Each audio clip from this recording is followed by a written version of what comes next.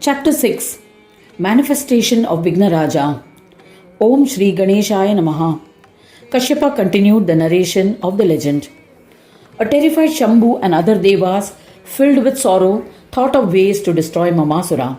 An intelligent and wise Vishnu pacified and reassured the devas, and after contemplating on Vighneshwara, said, Mamasura has imprisoned us. He has prohibited the observance of yajna karmas outside. This has forced us to fast, and we are distressed. O Devas, under the reign of Amasura, vices have prospered and punya have diminished. As a result, he is going to die. There is no doubt about it. Vedas have asserted that Ganesha is the absolute authority. Hence, Vighnaraja is the protector of dharma. We must worship him, observing practices only allowable in times of distress. He will kill Mamasura. He is the Lord who enlightens the principal elements, but he is not a form of the principal elements. He is also not devoid of elements, that is, without power or energy. Therefore, he will kill the Daitya. Mamasura is engrossed in physical gratification. His association with Daityas has made him directionless. He has forgotten Ganesha and is immersed in the sense of gratification. O wise Devas, listen to more of his misdeeds. He has demolished all the idols in the kshetras of Vignapa. The Rakshasas have installed his idols in their locations.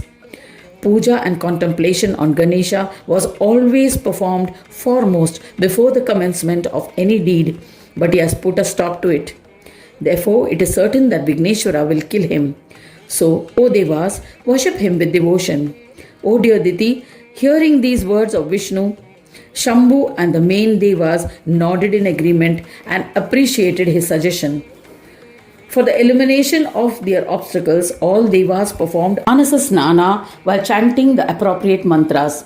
They also performed the Manasa Nyasa, touching of the different parts of the body while chanting mantras in the mind, and other rituals. They meditated on Ganapati and performed all the rituals in their mind, thereby observing Manasa Puja of Ganesha while chanting mantras silently. All of them chanted this Ekakshara mantra in their minds. They observed a fast. They secretly worshipped and observed austere penance towards Ganesha to avoid any perils. In this manner, they performed penance for 100 years, after which Gananayaka manifested before them. It was noon on Shukla Paksha Chaturthi of the Bhadrapad month. Seeing Ganesha, all the Devas stood up hastily. The overjoyed Devas offered pranams and performed his puja in their minds. They did Manasopachara. They again prostrated to him, and with palms joined in reverence, eyes filled with tears of joy and extreme humility, they extolled him with the stotra. They extolled, to Vighnaraja, to the one who destroys the obstacles of his devotees, we bow to you. To the one who creates obstacles for the non-devotees, we bow to you. To Ganesha, to Paresha, to Heramba, we bow to you.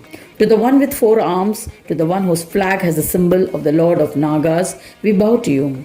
To the immeasurable, to the incomprehensible, to the one who always resides in Swananda, to the Lord of Brahma, to the one who bestows the position of Brahma, we bow to you. To Sankhya, to the one who enlightens, to the divine spirit, to Purusha, to Ganesha, to the form of Prakriti, who is endowed with the 3 gunas, we bow to you.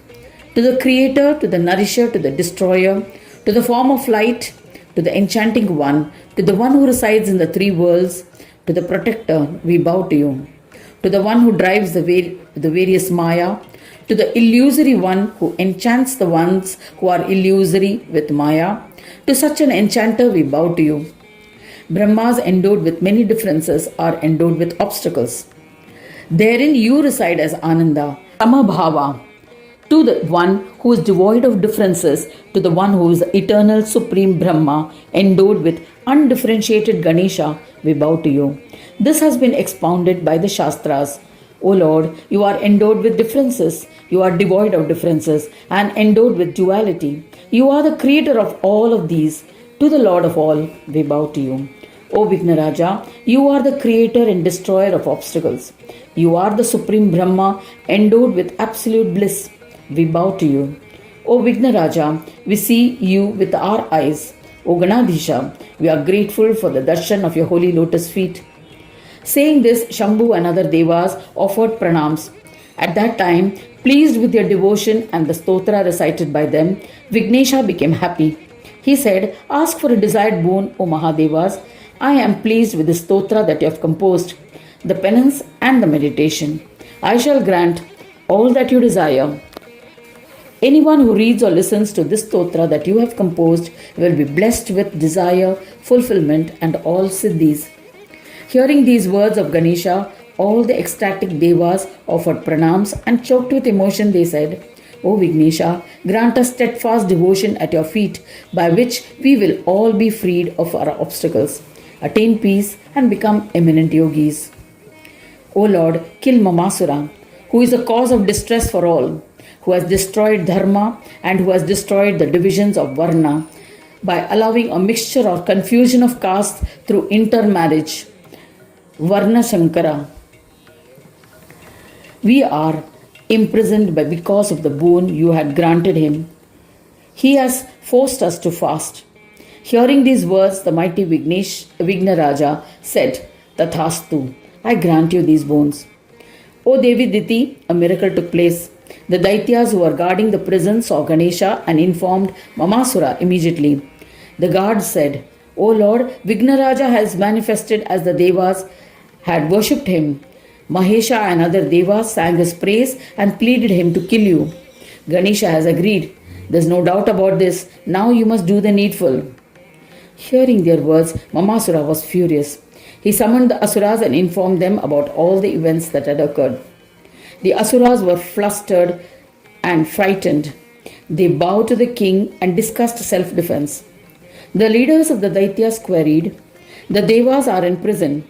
How did they worship Gananayaka? How did he manifest in the prison to bless them? Since the Daitya guards saw him, it implies that he is endowed with principal elements. This is certain. O Maharaja, those who are devoid of tattvas are never seen. Therefore, you should kill him along with the Devas. Let there be no second thoughts about it. Since you are immortal, Vignesha can do you no harm. The Mahadaitya rode to frighten the Devas. Asuras prepared to kill the Devas. Another miracle occurred. An ecstatic Narada arrived there before Vighnaraja. He enthusiastically extolled Gajanana by singing his bhajans. The Mahayogi said to Vignesha, O Lord, kill Mamasura. But Vighnaraja sent him to the Daitya to discuss truce. Narada went as a Duta to Mamasura. Thus ends the 6th chapter titled Manifestation of Vighnaraja in the 7th Khand of the Purana Upanishad, Srimad Mudgal Puran, describing the legends of Vighnaraja, dedicated to Sri Gajanana. End of chapter 6.